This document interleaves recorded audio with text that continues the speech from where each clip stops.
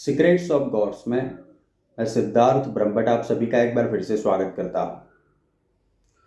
इस वीडियो में मैं आपको शालिग्राम के बारे में बताऊंगा।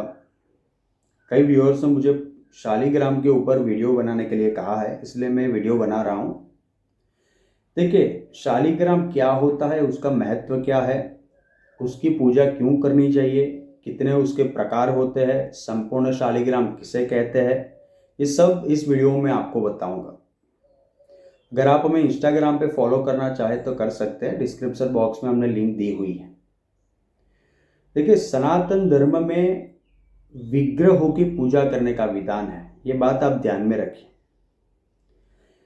शिवलिंग और शालिग्राम ये भगवान के विग्रह कहे जाते हैं। पुराणों के आधार पर मैं आपको ये कह सकता हूं कि मूर्ति की पूजा से कई गुना श्रेष्ठ है भगवान के विग्रहों की पूजा करना। जिस प्रकार से शिवलिंग भगवान शिव का विग्रह है, उसी प्रकार से शालिग्राम भगवान विष्णु का विग्रह है। और मूर्ति के मुकाबले अगर आप विग्रहों की पूजा करते हैं तो ये तुरंत फलदायी मानी जाती है। शालिग्राम सबसे ज्यादा अगर हम देखें तो नेपाल के मुक्तिनाथ, काली और गंडकी नदी के तट पे पाए जाते हैं।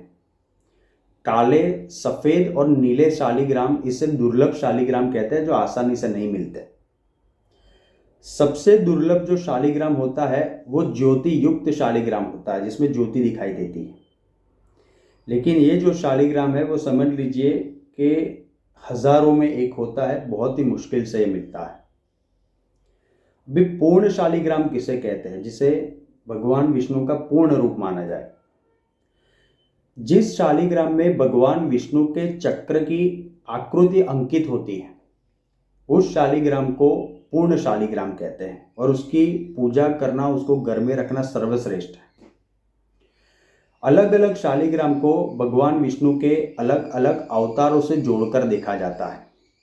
जैसे कि अगर आपके पास गोल शालिग्राम है तो गोल शालिग्राम को भगवान विष्णु के बाल गोपाल के रूप में देखा जाता है।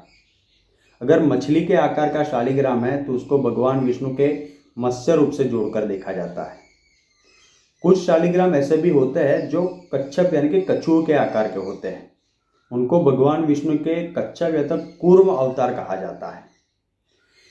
अन्य भी ऐसे शालिग्राम होते हैं जिसपे भगवान विष्णु के चक्र की रेखाएं अंकित होती है, जिसको भगवान विष्णु के अन्य अवतार एवं भगवान कृष्ण के कुटुंब में जितने भी उनके संबंधी थे उनसे भी जोड़ के देखा जाता है।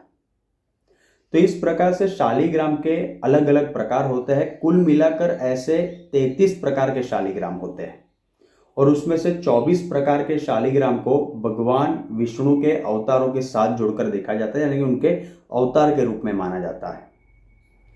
ये भी कहते हैं कि 24 शालिग्राम जो है वो वर्ष की 24 एकादशी से संबंध रखते हैं। अभी कुछ नियम आपको मैं बता देता हूँ। देखिए, घर में सिर्फ एक ही शालिग्राम की पूजा करनी चाहिए, ऐसा विधान मिलता है। एक से ज़्यादा शालिग्राम आप घर में ना रखें। भगवान विष्णु की मूर्ति की पूजा से कई ज़्यादा फलदायी एवं श्रेष्ठ है विष्णु के शालिग्राम की पूजा करना। जब भी आप उनकी पूजा करें शालिग्राम की, तो ज़रूरी है कि आप उनको पंचामृत से स्नान अवश्य कराइए। पंचामृत से स्नान आप जब करवा ले उसके बाद चंदन का लेप अवश्य कीजिए और तुलसी का एक पत्ता अवश्य रखें, तो ये पूजा आपकी संपूर्ण मानी जाएगी।